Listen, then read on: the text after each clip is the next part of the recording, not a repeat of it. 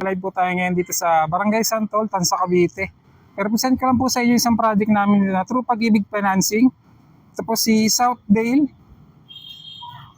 Meron po tayong floor area na 45 square meter. And lot area po na 36 square meter.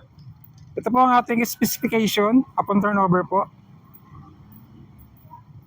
Tara po, pasok po tayo sa pinaka-actual turnover unit.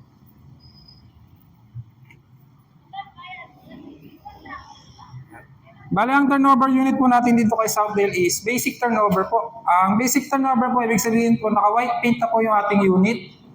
Walang tiles. Ito po yung ating sink or lababo. Yan. Papansin niyo po, wala pa po siyang tiles. Bali kayo na po magpapagawa. Ito naman po ating toilet and bath. Yan. Wala pa rin po siyang tiles, yung pinaka-flooring, tsaka ating pinaka-pader. Ito naman po yung ating service area. Napakalaki po ng ating service area. Ayan. Service area and laundry area po.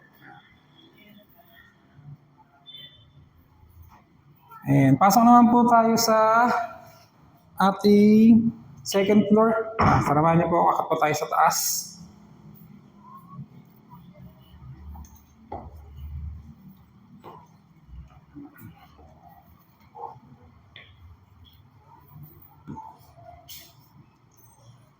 Yan, si Southdale Villas po is prepared for 2 bedrooms. And sa kisame po, kayo na rin po magpapalagay. And kung napapansin niyo po sa window natin, hindi po siya nakabuong sliding window. And dito po sa harap po natin sliding window. Tapos sa likod naman po natin, naka-jalousie lang po. Pwede na naman po siyang papalitan. Sa inyo naman po yun, once na ma-turnover na po sa inyo yung unit. And sa mga naghahanap po ng low reservation fee and low down payment na housing loan through Pag-ibig dito po sa Tansa. Isa po ito sa ma-offer namin sa inyo, si Southdale Villas. Villas, located po sa Barangay Santol, Tansa, Cavite.